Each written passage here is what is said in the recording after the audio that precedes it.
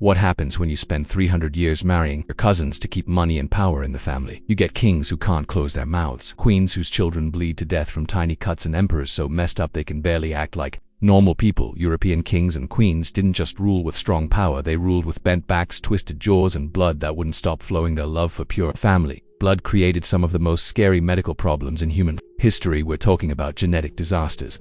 So bad they destroyed empires and changed what happened in world events, from the Habsburg family's ugly face problems to Queen Victoria's deadly gift that spread across Europe's royal families. These aren't just medical weird things, they're the scary results of treating human genes like a medieval animal breeding program. The results were so terrible that today's scientists are still studying their DNA to understand exactly how bad things can go when you only marry people from your close family tree. The Habsburg jar. Meet Charles II of Spain, the final result of the most intense royal breeding program in European history. After 16 generations of Habsburg cousins marrying cousins, Spain's royal family had created something that barely looked like a human. Charles couldn't chew food. His huge lower jaw stuck out so far that his teeth never touched, forcing him to swallow everything whole like a snake. Castle servants had to chew his meals into mush first, and even then he often choked. The king of the world's biggest empire couldn't do the basic human thing of eating solid food, but the jaw was just the part. You could see Charles drooled all the time because his too big tongue couldn't fit in his mouth. He spoke in sounds no one could understand that needed castle helpers to explain for visitors from other countries. His own ministers often had no idea what their king was trying to say during important political meetings. The sexual problems were just as terrible. Charles married twice, first to Marie-Louise of Orleans, then to Maria Anna of Neuburg after Marie-Louise died without having babies. Both marriages were disasters. Castle doctors wrote down Charles's complete inability, trying more and more desperate fixes, including blessed oils, prayer meetings, and even hiring witches to break what they thought was a supernatural curse. His mental ability never got better than that of a child's Spanish castle. Records describe a king who played with toys during important meetings, threw fits when people disagreed, and made political decisions based on which helpers brought him the most fun presents. Foreign diplomats reported meeting a man who giggled at wrong times during serious talks and seemed really confused about why people kept calling him Your Majesty. The medical records paint a picture of complete body failure. Charles suffered from repeated seizures that left him unconscious and foaming at the mouth. His immune system was so weak that small colds almost killed him many times. He had chronic diarrhea that made public appearances a nightmare of royal accidents and needed constant cleanup by embarrassed servants. When Charles finally died in 1700 at age 38, the autopsy showed the true extent of his genetic disaster. His heart was the size of a tiny pepper, his lungs were rotted black, his kidneys were rotting, and he had only one testicle which was completely black and dried up. The royal doctors said that it was amazing he had lived as long as he did. Charles's death started the War of Spanish Succession, changing European politics for decades, but the real tragedy was that this genetic nightmare was totally predictable and stoppable. The Habsburgs had spent 200 years systematically removing genetic variety from their bloodline, turning their family tree into a genetic rope that finally strangled their family line to death. The bleeding, crowned Queen Victoria looked like a harmless grandmother, but she carried a genetic time bomb that would scare European royalty for generations. Hidden in her DNA was a change for hemophilia B, a blood clotting problem that turns tiny cuts into possible death sentences. The mean genetics of hemophilia made Victoria the perfect weapon of royal destruction as a female carrier. She showed no symptoms but could pass the deadly gene to her children. Her sons had a 50% chance of getting the full disease, while her daughters could become silent carriers like herself, spreading the curse to the next generation. Victoria had 9 children and turned them into biological warfare against European nobility. She married them smartly into royal houses across the continent, without knowing, delivering hemophilia genes like hidden horses into every major family line. Her daughter, Alice, carried the gene to Germany. Beatrice took it to Spain, and most devastatingly, another daughter carried it to the British royal line. The royal families had no idea what was happening. Hemophilia was so rare in the general population that most doctors had never seen it. When royal princes started bleeding without control from small injuries, castle doctors were confused. They tried old treatments like putting on leeches and bloodletting, ironically making the bleeding worse for boys who couldn't clot blood properly. The cover-ups were immediate and systematic. Royal families couldn't admit weakness, so they built big lies around their bleeding princes. Official portraits were carefully set up to hide bruises and swelling. Public appearances were planned to avoid any physical activity.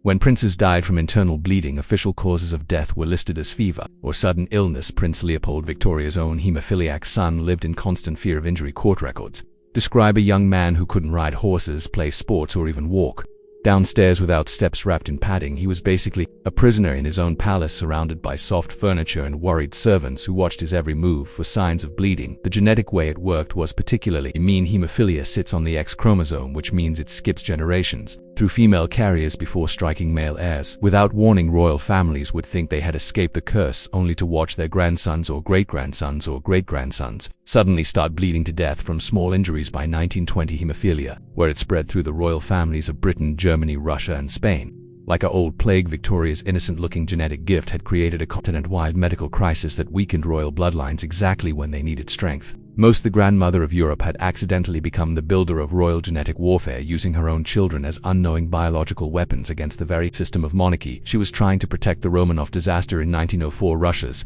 royal family celebrated the birth of their long-awaited male heir Alexei Romanov. Within months, that celebration turned into a nightmare that would help destroy the world's largest empire. The Tsarevich had inherited Victoria's bleeding curse, and his genetic condition became Russia's most dangerous state secret. Alexei's bleeding episodes were old torture sessions disguised as medical emergencies. Internal bleeding would cause his joints to swell to ugly proportions, turning his knees and elbows into painful balloons of trapped blood. The pain was so terrible that his screams could be heard throughout the Alexander Palace, while his parents watched helplessly as their heir twisted in pain for days at a time. The Romanov family built an entire system of lies around Alexei's condition. Official photos were staged with military precision to hide bruises and swelling the boy's rear.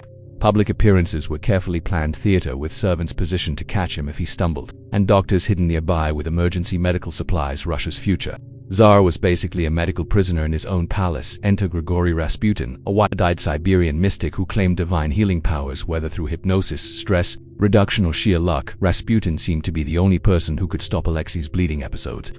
This gave a drunken peasant unprecedented power over the family that ruled 150 million people. Rasputin's influence wasn't just about mysticism. It was about parental desperation. Tsar Nicholas and Tsarina Alexandra would have sold their souls to save their son, and Rasputin used that weakness with ruthless efficiency. The mystic gained access to state secrets, influenced political appointments, and basically became an unofficial ruler of the Russian Empire. You don't learn this in history classes out there, that Russian Revolution didn't start with worker uprisings or military defeats. It started with a genetic disorder that put a mad monk in control of imperial policy. Rasputin's scandalous behavior, his bragging about sexual conquest, and his obvious manipulation of the royal family shocked Russian society and made the monarchy look weak and corrupt. The secrecy around condition created a perfect storm of political disaster. The royal family couldn't explain why major decisions seemed to revolve around a mysterious holy man, or why the heir apparent was so rarely seen in public. This bred conspiracy theories and made the Romanovs appear detached from Russian reality during World War I's terrible losses. When revolution erupted in 1917, the Romanovs faced a population that saw them as weak rulers controlled by dark forces. Nicholas's giving up the throne couldn't save them. The Bolsheviks viewed the entire family as a genetic threat that needed elimination. In July 1918, Alexei, his parents, and his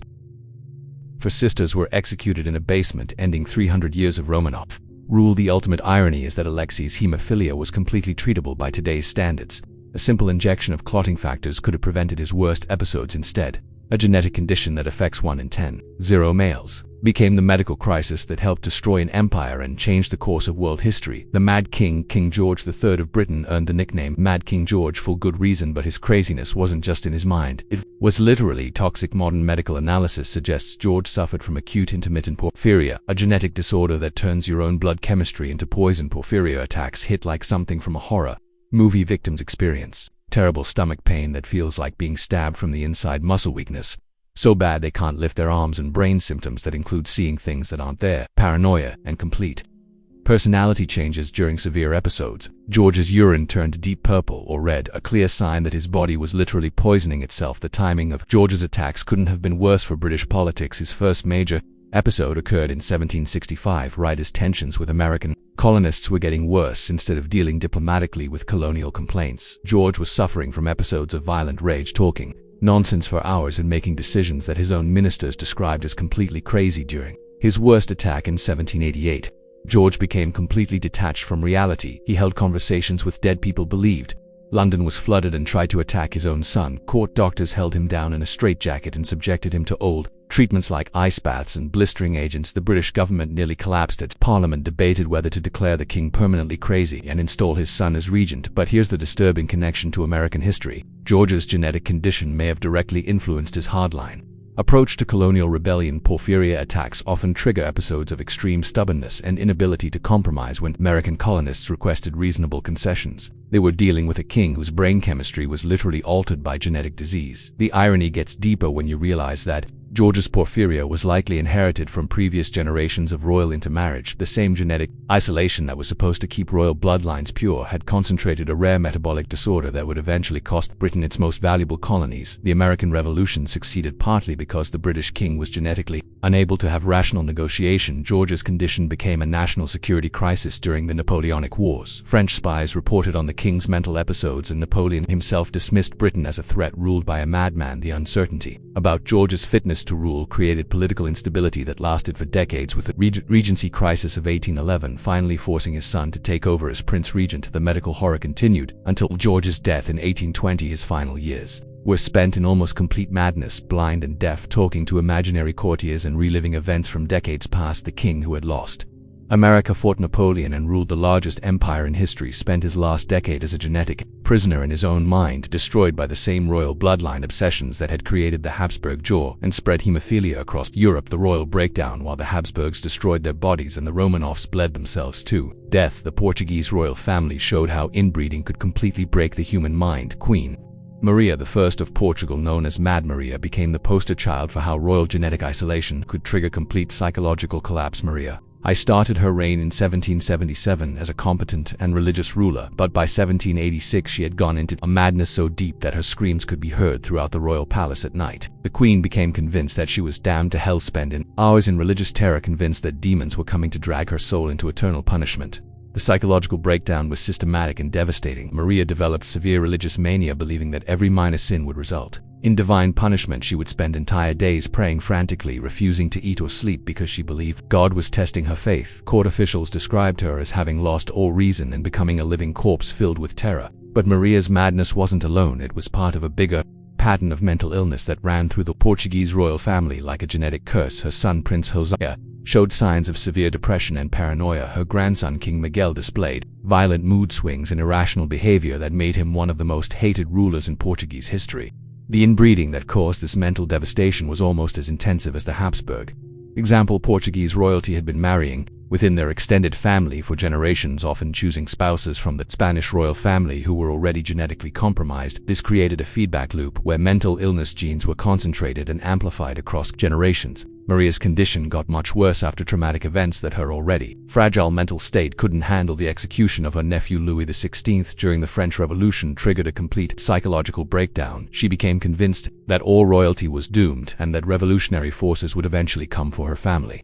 Her paranoia and religious terror got worse to the point where she couldn't function as a ruler. The queen's madness created a bizarre royal court where normal government functions ground to a halt. Maria would refuse to sign important documents, convinced they were tricks to damn her soul. She would interrupt council meetings with religious rants or sudden screaming fits. Foreign ambassadors reported that the Portuguese court had become a madhouse ruled by a woman who believes herself already dead. In 1799, Maria was declared mentally incompetent and her son John became Prince Regent, but the damage to Portuguese political stability was already done. The country's inability to function effectively during the Napoleonic Wars, combined with the royal family's obvious genetic problems, weakened Portugal's international position and contributed to the loss of Brazil, their most valuable colony. The Portuguese royal madness revealed something crucial about royal inbreeding: that physical deformities couldn't. Genetic isolation doesn't just affect the body, it can completely destroy the mind. While the Habsburgs' jaw problems were visible and the Romanovs' bleeding was dramatic, the Portuguese royal family's psychological collapse showed that mental illness could be just as devastating to royal dynasties as any physical disorder. The age of royal genetic disasters finally ended in the 20th century, not through royal wisdom but through sheer necessity. After watching centuries of hemophilia, madness and physical deformities tear through their bloodlines, European royalty quietly abandoned their obsession with pure blood and started marrying regular people with normal genes. Modern genetics has given us the tools to understand exactly what went wrong in those royal bedrooms centuries ago. Ready to dive deeper into history's darkest genetic secrets? Hit subscribe and let me know which royal disaster you want to explore.